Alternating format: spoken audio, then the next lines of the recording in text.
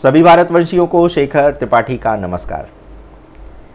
Trump बोले economy Bharat की मर चुकी है, लेकिन अब S&P ने कह दिया है भारत की इकोनॉमी दमदार है। चलिए अब हम आपको 1947 से लेकर के 2032 तक भारत की जो ये आर्थिक यात्रा है ये क्या रंग लाने वाली है और 2014 के बाद से भारत की रफ्तार किन किन सेक्टर में बढ़ी है, चलिए इसी पर आज इस एपिसोड का शुभारंभ कहते हैं। तो ट्रंप बोले इकोनॉमी मृत है भारत की, लेकिन ट्रंप के ही घर वालों ने कह दिया जी नहीं, गलत बोल रहे हैं आप, बिल्कुल जिंदा है। नमस्कार दोस्तों, आपका ज्ञानबाज, आपका रिसर्चवीर और आंखों में डेटा का चश्मा लगाए हुए हम फिर हाजिर हैं और इस बार हमारे पास है ट्रंप के ही घर से आया रिपोर्ट कार्ड। ट्रंप ने क्या कहा था? भारत की अर्थव्यवस्था मृत है। अब जवाब कौन दे रहा है? S&P एंड ग्लोबल, अमेरिका की खुद की सबसे बड़ी क्रेडिट रेटिंग एजेंसी। तो ट्रंप अंकल ध्यान दीजिए, ये आपकी पड़ोसन नहीं बल्कि ग्लोबल रेटिंग एजेंसी है S&P का धमाकेदार ये बयान है कि भारत की हालत फिट है, टेंशन नॉट। पहले भारत की क्रेडिट रेटिंग थी BBB नेगेटिव और अब कर दी गई है BBB स्टेबल। मतलब भारत को उधार देना, भारत में निवेश करना अब लो रिस्क हाई कॉन्फिडेंस वाला मामला बन गया है। ये वैसा ही है जैसे कोई बैंक बोले भाई इस बंदे को EMI दे दो, ये टाइम पर चुका देगा। तो कुछ ऐसा ही फीडबैक जो है वो अब भारत के प्रति इस रेटिंग एजेंसी का है। आपको बताते हैं कि क्रेडिट रेटिंग का मतलब क्या होता है। तो ये किसी देश की आर्थिक सेहत का रिपोर्ट कार्ड होता है। अगर रेटिंग ऊपर जाए तो समझिए देश भरोसेमंद है, दुनिया को लगेगा कि यहाँ पैसा लगाने से घाटा नहीं होगा और इससे FDI यानी विदेशी निवेश में भी तेजी आएगी। शॉर्ट टर्म रेटिंग भी बढ़ी है इस समय, पहले भारत की A3 थी, अब हो गई है A2।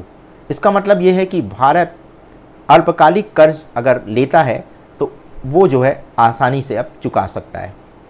बात साफ है, बैंकिंग दुनिया में भारत अब VIP पास लेकर के घुस चुका है। और अब कुछ ज़बरदस्त फैक्ट्स। S&P की रिपोर्ट में भारत की ग्रोथ को 6.8% रहने का अनुमान अगले 3 सालों तक के लिए लगाया गया है। मतलब भारत को अब रोकेगा कौन?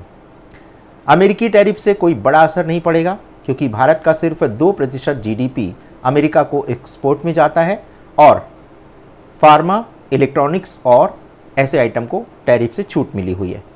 तो बस इस टैरिफ का 1.2 भाग ही प्रभावित होने वाला है, बाकी सब ठाट से चलेगा। अब बात करते हैं महंगाई की। तो पिछले 3 महीने में महंगाई 3% से नीचे है। जुलाई में खुदरा महंगाई 1.55% थी, जो कि 8 साल का सबसे निचला स्तर था। तो बोलिए पेट्रोल छोड़कर और क्या सस्ता चाहिए? इंफ्रास्ट्रक्चर में खर्च का बूस्टर डोज। फाइनेंशियल ईयर 2026 तक भारत खर्च करेगा GDP का 3.1% सिर्फ इंफ्रास्ट्रक्चर पर। सरकार का फोकस है कर्ज घटाना और खर्च की क्वालिटी बढ़ाना। S&P बोलता है इसीलिए भारत को अपग्रेड कर दिया गया है, इसकी ग्रोथ इंजीनियरिंग की तरह सॉलिड और टिकाऊ लग रही है। और अब सियासत का तड़का।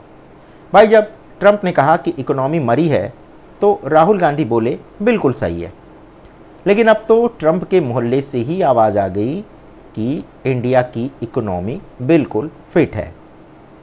तो अब सत्ता पक्ष बोलेगा कि अगर अमेरिका को भरोसा है तो अपने लोगों को हमारे देश में भरोसा क्यों नहीं है?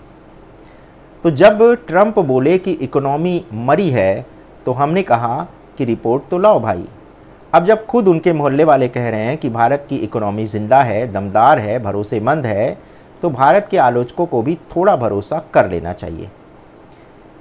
तो जैसा कि आप जानते हैं कि हमारी जो न्यूज़ पंच लाइन है कि सच वही जो सबको समझ आए। तो अब आपको समझ आ गया होगा कि इंडिया की इकोनॉमी मरी नहीं है, फूलों की तरह खिली हुई है, यानी कि ये एक ग्रोथ का ऐसा बम है जो जब फटेगा तो पूरी दुनिया देखेगी। और अब आपको बताते हैं कि इसका दूसरा भाग क्या कहता है। दूसरे भाग में आपको बताएंगे कि किस तरह से भारत की जो इकोनॉमी थी उसका इतिहास क्या है। तो जो ट्रंप अंकल ने जुमला फेंका है कि भारत की इकोनॉमी मरी हुई है, तो अब देखिए, जब कोई 17,000 किलोमीटर दूर बैठा आदमी बोलता है कि आपकी अर्थव्यवस्था मरी हुई है, तो दो काम होते हैं, या तो आप बुरा मान लेते हैं या फिर आप आंकड़े निकाल करके उसके मुंह पर मार देते हैं। तो हमने ये दूसरा रास्ता चुना है। तो आइए समझते हैं कि इस मरी हुई अर्थव्यवस्था की असली नब्ज कितनी तेज़ी से धड़क रही है। 1947 से 2025 तक की आर्थिक कहानी पर अगर गौर करें तो गरीबी से लेकर ग्लोरी तक जब हम आज़ाद हुए थे तब भारत की औसत आमदनी थी 250 रुपये सालाना, मतलब एक दिन का खर्च 1 रुपये से भी कम। हमारे पास ना कोई बड़ी फैक्ट्री थी, ना टेक्नोलॉजी, ना एक्सपोर्ट, बस उम्मीद थी और मेहनत करने वाले हमारे भारत के लोग। फिर आया 1991, इकोनॉमी को ओपन किया गया, एफडीआई आया, कंप्यूटर आया और भाई दुनिया में पहचान भी बनी। अब हम 2025 में बन चुके हैं दुनिया की चौथी सबसे बड़ी अर्थव्यवस्था। जीडीपी की बात करें तो 331 लाख करोड़ यानी कि करीब 4.2 ट्रिलियन। तो ट्रंप साहब ज़रा अपना डेटा अपडेट करवा दीजिए। अब बताते हैं 2014 के बाद क्या बदला है। कुछ लोग बोलते हैं अरे सब पहले से ही हो रहा था, लेकिन भैया स्पीड किसने बढ़ाई।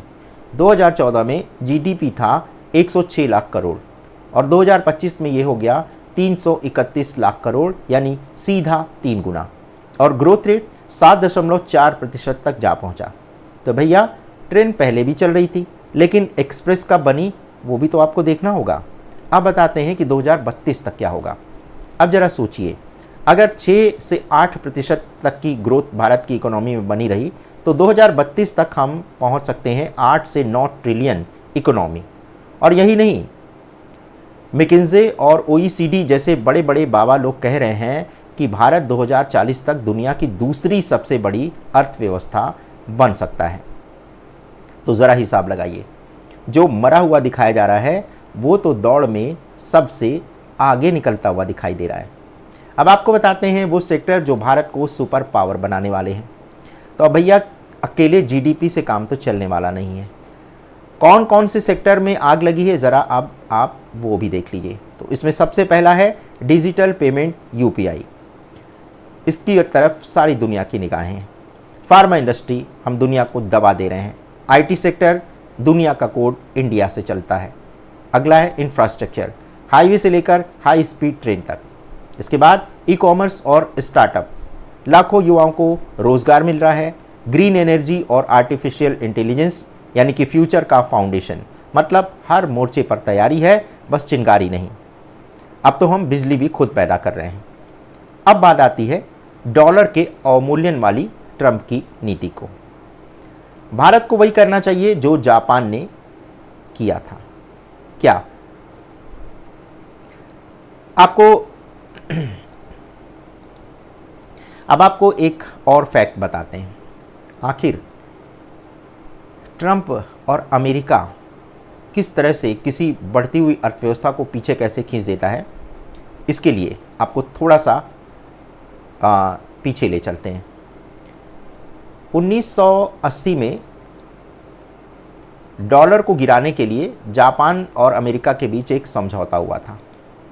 शुरू में लगा था जापान को कि फ़ायदा होगा, लेकिन फिर उनकी इकोनॉमी 30 साल तक ठप होकर रह गई, जिसे लॉस्ट डिकेड बोला जाता है।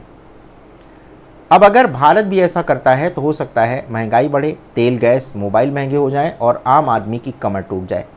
इसलिए सरकार को, हमारी सरकार को जो है अब ये ध्यान रखना चाहिए कि अगर अमेरिका इस तरह का कोई भी समझौता करने के लिए अगली चाल अगर चलता है तो भारत को ये ध्यान रखना पड़ेगा कि भारत इस चाल में कहीं फंसे ना। तो अब आप ही बताइए, अगर ये तथ्य कह रहे हैं कि भारत की इकोनॉमी 2032 के बाद संसार की सबसे बड़ी अर्थव्यवस्था बनने वाला है, तो फिर हमारे ही विपक्ष के नेता भारत की अर्थव्यवस्था को मृत बता करके कौन सा देशभक्ति वाला काम करने वाले हैं। आने वाले समय में तो भारत सुपर पावर बनने ही वाला है।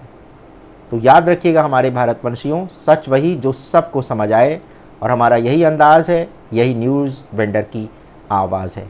तो अगर आपको ये चैनल अच्छा लग रहा है तो लाइक करिएगा, शेयर करिएगा और सब्सक्राइब करिएगा और सबको बताइएगा कि भारत की अर्थव्यवस्था मरी नहीं है, बल्कि एक नया जन्म लेकर के एक नई गति से बहुत तेज़ी से चल पड़ी है, जो रुकेगी नहीं, इतना तो हम जानते ही हैं।